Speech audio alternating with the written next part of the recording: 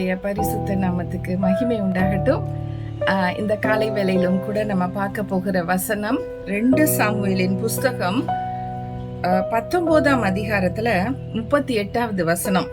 அப்பொழுது ராஜா, கிம்காம் என்னோட கூட வரட்டும், உன் பார்வைக்கு நலமானபடியே நான் அவனுக்கு நடப்பித்து நீ என்னிடத்தில் வேண்டிக் கொண்டதை எல்லாம் நான் உனக்கு செய்வேன் என்றான். இந்த இடத்துல ராஜாங்கிறது தாவீது ராஜாவை குறிப்பிட்டிருக்கு. இதுல இந்த கிம்காம்ங்கிறவரை பர்சிலாங்கிறவரு அவனை கூட்டிட்டு போங்க, அவன் உங்களோட வரட்டும் அப்படின்னு சொல்லி அனுப்பி வைக்கிறத பாக்குறோம். இந்த பர்சிலாங்கிறவர் 80 வயசு உள்ள ஒரு வயசானவர். அவருக்கு நடக்க முடியாது, அவருக்கு தாவீதோட இப்ப ரொம்ப தூரம் போக முடியாது. அதனால அவர் சொல்றாரு, நான் ஊருக்கு போய் நான் மரித்து போயிடுவேன், நான் உங்க பின்னாடி வர முடியாது, ஆனா எனக்கு பதிலா இந்த கிம்காம்ங்கிறவரை கூட்டிட்டு போங்க அப்படின்னு சொல்லும் பொழுது ராஜா அதுக்கு ஓகே பண்றாரு பாருங்க. சரி, நான் கிம்காமை கூட்டிட்டு போறேன், ஆனா நீ வேண்டிக் கொண்டது எல்லாமே நான் உனக்காக நான் செய்யறேன் அப்படின்னு சொல்றாரு. உன் பார்வைக்கு நலமானபடியே நான் அவனுக்கு நடப்பித்து நீ என்னிடத்தில் வேண்டிக் கொள்வதை எல்லாம் நான் உனக்கு செய். வேண்டிக் கொள்வது எல்லாம். இன்னைக்கு நம்ம ஜெபத்தை கேட்கிறவரேன்னு சொல்றோம். இயேசு ஆண்டவர் எல்லாவற்றையும் செய்யறதுக்கு ரெடியா இருக்கிறாரு. ஆனா நம்ம வேண்டிக் கொள்றது இல்லை, அதுதான் பிரச்சனை. ஒரு குழந்தை கூட அழுதாதான் பால் கிடைக்கும். இன்னைக்கு நம்ம எல்லாத்தையுமே அவர்கிட்ட சொல்லணும். சில பேர் சொல்லுவாங்க, என்ன இதெல்லாம் குட்டி குட்டி மேட்டர்லாம் போய் ஆண்டவர் கிட்ட சொல்றீங்கன்னு. இல்ல, ஆண்டவர் அந்த குட்டி குட்டி மேட்டருக்கும் ஆன்சர் கொடுப்பாரு பாருங்க. அதுதான் ரொம்ப முக்கியம். கர்த்தருக்கு ரொம்ப பிடிக்கும். அந்த சின்ன மேட்டரை கூட என்கிட்ட கொண்டாந்து சொல்றான்னு அவர் எடுத்துக்குவாரு. அவர் எவ்வளவு பெரிய கடவுள். அவர்கிட்ட வேண்டுதல் செய்யறத நான் கேட்பேன், நான் உனக்கு எல்லாத்தையும், நீ வேண்டியது எல்லாத்தையும் நான் கொடுப்பேன்னு சொல்லும் போது அவர்கிட்ட தானே நம்ம போகணும். அவர்கிட்ட போகாம பக்கத்து வீட்டுல போறது, அங்க போறது, இங்க போறது, எல்லாரும் சொல்றத கேட்டுட்டு நிறைய காரியங்கள்ல நம்ம தப்பிதங்களை பண்ணிட்டு அப்புறம் உட்காந்து ஃபீல் பண்ணிட்டு இருப்போம். ஆனா ஆண்டவர் கிட்ட போனா கரெக்டா சொல்வார் பாருங்க. அவர் சித்தத்தின்படி சொல்வார். எல்லாவற்றையும் நீ வேண்டிக் கொள்ளது எல்லாத்தையும் நான் உனக்கு தருவேன்னு சொல்றாரு. ஒரு சாதாரண ராஜா, ஒரு தாவீது ராஜா நீ வேண்டிக் கொண்டதெல்லாம் கொடுப்பேன்னு சொல்லி ஒரு உத்தரவாதம் கொடுக்கிறாருன்னா, நமக்கு ராஜாக்களுக்கு ராஜாவா இருக்கிறார் இயேசு ராஜா. அவர்கிட்ட கேட்கும் பொழுது அவர் எல்லாவற்றையும் கொடுப்பார்ல. அவர் எதையானு மறுப்பாரா? கர்த்தருக்கு ஸ்தோத்திரம். கர்த்தர் பெரிய காரியங்களை செய்கிறவர் பாருங்க. நான் ஒரு நாளைக்கு இஸ்ரவேல் ஜனங்கள் மாதிரி அவங்க ஒரு அடையாளம் வைப்பாங்க. எல்லாத்துக்கும் ஒரு அடையாளம் வச்சுதான் ஜெபம் பண்ணுவாங்க. நானும் கூட ஒரு அடையாளம் வச்சு, ஆண்டவரே நீங்க என்னோட எப்போது இருக்கிறீங்கிறத அந்த உணர்வு எனக்கு எப்போது இருக்கணும். இது ஒரு வேண்டுதல்.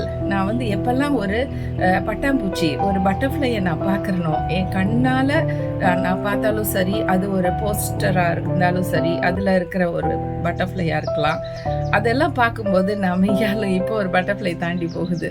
மெய்யாலும் நான் என்ன நினைப்பேன்னா, யெகோவா ஷம்மா என்னோட இருக்கிறாரு அப்படின்னு சொல்லி நான் எடுத்துக்குவேன் அப்படின்னு நான் சொல்லியிருந்தேன். இது ஒரு சின்ன வேண்டுதல் தான். அன்னையில இருந்து நான் டெய்லி நான் பட்டர்ஃப்ளை பார்க்குறேன். எப்போதெல்லாம் நான் என் கண்களை ஏறிட்டு பார்க்குறேனோ அங்கே பட்டர்ஃப்ளை 1 இல்லை 2 அப்படிலாம் நிறைய தடவை காட்டியிருக்கிறாரு. சின்ன வேண்டுதல்னாலும் ஆண்டவர் அதை நமக்காக கேட்கிறார், நமக்காக அதை செய்கிறார். அதில் அவருக்கு ஏகப்பட்ட சந்தோஷம் பாருங்க. கர்த்தருக்கு மகிமை உண்டாகட்டும். நம்மளும் எந்த ஒரு வேண்டுதல்னாலும் நம்ம ஆண்டவர் இடத்துல தான் செய்யணும். நம்ம மற்றவங்களை நம்பி போய் அவமானப்படாதபடிக்கு, மற்ற பெரியவங்களா இருக்கலாம், பெரிய ராஜாக்கள் மாதிரி இருக்கலாம், பிரபுக்களா இருக்கலாம், நிறைய சொத்துக்கள் எல்லாம் வச்சிருக்கலாம், எல்லா விதமான அந்தஸ்து ஸ்டேட்டஸ்ல இருக்கலாம். ஆனா அவங்க கிட்ட போய் நம்ம கேட்டு ஒரு காரியம் நமக்கு நடக்கலைன்னா அது நமக்கு அவமானத்தை தான் கொடுக்கும். ஆனா ஆண்டவர் இடத்துல போய் கேட்டு நம்ம அவமானப்படவே மாட்டோம். 34வது அதிகாரம் சங்கீதத்துல 10வது வசனத்துல என்ன சொல்லியிருக்கு? 10வது இல்ல, 5வது வசனத்துல என்ன சொல்லியிருக்குன்னா, உம்மை நோக்கி பார்த்தவர்கள் முகங்கள் பிரகாசம் அடைந்தது, அவர்கள் வெட்கப்பட்டே போகலன்னு. அதனால உமக்கு ஆண்டவர்கிட்ட நம்ம பார்த்து கேட்கறது எல்லாமே நமக்கு கிடைக்கும் அப்படிங்கிறதுக்கு இந்த வேதாகமம் அத்தாட்சியா இருக்கு. கேட்டதெல்லாம் கிடைச்சிருக்கு. இது வரைக்கும் கேட்டு கிடைக்கலன்னு சொல்லி ஒன்றும் இல்லை என்னோட வாழ்க்கையில. அது மாதிரி உங்க வாழ்க்கையில வேணும்னா நீங்க நிச்சயமா ஆண்டவரை முழுமையா விசுவாசித்து, நிச்சயமா இது எனக்கு கிடைக்கும், ஆண்டவர் எனக்கு கொடுப்பேன்னு சொல்லியிருக்காரு. அவர் வந்து சொன்ன வாக்கை மாற்ற மாட்டாருன்னு சொல்லி நம்பிக்கையோட நம்ம அவருடைய சமூகத்தில் கேட்டு எல்லாவற்றையும் பெற்றுக்கொள்ளலாம். கர்த்தருக்கே மகிமை உண்டாகட்டும். நம்ம ஜெபிக்கலாம். நல்ல ஆண்டவரே, இந்த வேளையிலையும் உம்மிடத்துல வந்து கேட்கிற எல்லா காரியங்களையும் கொடுக்குறீங்க. 9வது அதிகாரம் மத்தேயுல ஒரு வசனத்துல சொல்லப்பட்டிருக்கு, அந்த கிராமத்துல இருக்க எல்லா ஜனங்களும் உங்ககிட்ட ஏதோ ஒரு வியாதின்னு சொல்லிட்டு வந்தாங்க. ஆனா எல்லாருக்குமே சுகம் கிடைச்சது.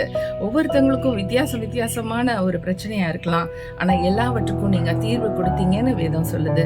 அது போல ஆண்டவரே, இந்த நாள்லையும் கூட என்ன பிரச்சனையா இருந்தாலும் அதை மேற்கொள்ளும்படிக்கு அப்பா எங்களுக்கு திராணி இல்லை, ஆனா உங்ககிட்ட சொன்னா நிச்சயமான ஒரு முடிவு இருக்கு. கர்த்தர் நீங்க செய்வீங்க, விசுவாசிக்கிறோம் ராஜா. உங்களுடைய கரத்துல கொடுக்கிறோம்.